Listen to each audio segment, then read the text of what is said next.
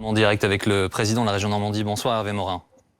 Bonsoir. J'ai souhaité que vous soyez avec nous ce soir en direct pour faire un point concret. L'application des mesures que l'on voit passer, dont on entend parler sur le terrain. AstraZeneca a donc le feu vert des autorités européennes aujourd'hui pour commercialiser son vaccin. C'est donc une possibilité supplémentaire de vacciner les Français. Est-ce que déjà vous pouvez, vous, vacciner les Français avec ce que vous avez ? Est-ce que vous pouvez me permettre de répondre à ce que disait votre interlocuteur précédent, parce que c'est très important. Si vous m'autorisez, un mot simplement, parce qu'en tant que président de région, je suis notamment en charge du soutien aux entreprises et à l'économie. Il y a des comportements, en effet, qui ne sont pas acceptables. Quand on a des entreprises qui sont soutenues à bout de souffle par l'État, ayant obtenu des PGE considérables, il doit y avoir parfois des comportements qui soient des comportements en pensant qu'on est français. Quand je suis face au président de Vallourec, qui ferme une entreprise en Normandie et qui me dit « Vous comprenez, l'écosystème industriel allemand est meilleur que l'écosystème industriel français, donc je ferme l'usine de Rouen ». Au bout d'une demi-heure, vous lui dites « Mais un jour, c'est vous qu'on va fermer aussi parce que il n'y a pas de raison que… C'est vous qu'on va fermer aussi parce que il n'y a pas de raison que on ne privilégie pas la France quand on peut le faire.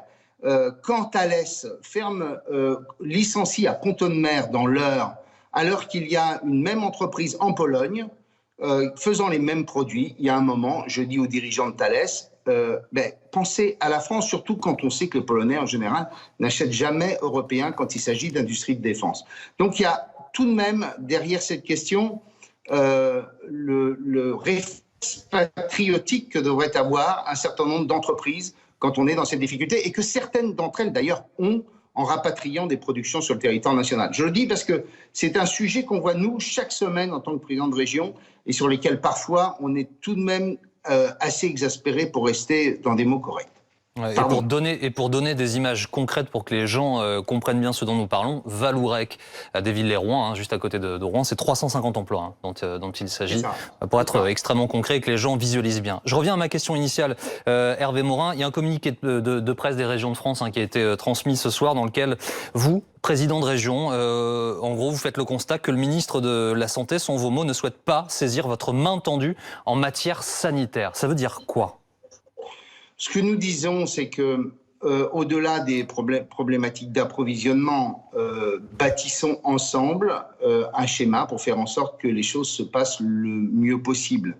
Faire en sorte que nous puissions organiser, par exemple, le transport des personnes âgées, puisqu'en tant que président de région, j'ai en charge le transport et que j'ai des centaines de bus sous ma responsabilité pour faire le transport scolaire du matin. Là, avec les présidents de département, pour organiser les choses dans l'ensemble avec les services qui font de l'aide à domicile. Il y a sur toute une série de sujets la capacité d'organiser les choses. Aujourd'hui, on est en phase de pénurie. Moi, ce que je crois, c'est que en matière vaccinale, on aura un jour ou l'autre la même chose que sur les masques, c'est-à-dire que toutes les entreprises vont se mettre à produire massivement du vaccin et que là, on aura un impératif, c'est d'être le plus rapide possible, de faire en sorte que le maximum de nos compatriotes puissent être vaccinés, puisqu'il y a cette course face à l'épidémie. Et c'est tout de même dommage que, contrairement aux engagements qu'avait pris le Premier ministre, on n'ait pas une organisation sous l'autorité du préfet où on met les grands élus pour organiser les choses. Voilà, c'est aussi simple que cela. Mais ça n'était pas le projet initial, Hervé Morin. Enfin, pardon, mais je me souviens avoir vu que c'était l'idée, que les préfets devaient échanger, coordonner au niveau local les choses avec vous, notamment pour que ça aille plus vite. Bah, écoutez, oui, c'est ce qu'on nous avait dit, mais une nouvelle fois, on a préféré un système bureaucratique, un système où on aurait fait preuve, on aurait fait appel à l'intelligence collective, aux solidarités, aux gens qui sont capables de trouver des solutions.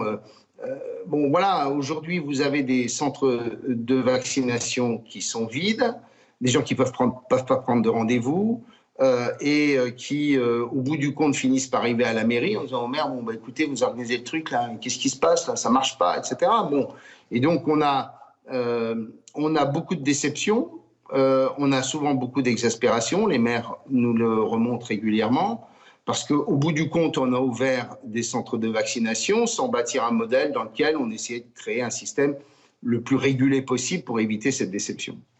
On en est où concrètement, Hervé Morin, des vaccins chez vous? Quelles sont les infos que vous avez? Les infos, c'est que si vous cherchez à faire vacciner, puisque ça, c'est des témoignages directs d'amis, etc., et que vous avez un parent qui a 80 et quelques années, et que vous cherchez à obtenir un rendez-vous, c'est impossible d'en avoir à l'heure actuelle.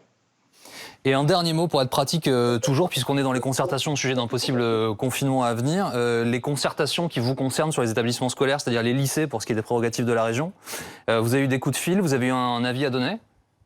Non, on n'a pas été du tout consulté sur ces questions. J'ai vu que les avis d'ailleurs divergeaient. Pour ma part, moi, j'estime que ce qu'il nous faut, puisque même dans une région comme la nôtre qui a été relativement épargnée, où il y a encore d'ailleurs des capacités hospitalières, les deux DG des deux CHU de Caen et de Rouen me disent que tout de même la marée est en train de monter. Il y a toutes ces incertitudes et ces inquiétudes sur les variants et sur leur caractère contaminant. Et donc clairement, moi je suis favorable à ce qu'on ait pendant 4-5 semaines un vrai coup d'arrêt. Je sais que c'est très dur parce que on est tous désespérés. C'est un schéma noir et calamiteux que personne n'aurait pu imaginer. Mais clairement, face à une telle situation, je crois qu'il faut plutôt avoir des mesures suffisamment rigoureuses pour s'éviter un confinement en urgence extrêmement dur parce qu'on n'aurait pas été en situation de réguler les choses. Merci beaucoup, merci Hervé Morin d'avoir été avec nous ce soir en direct dans BFM TVSD, il est 8h moins 20.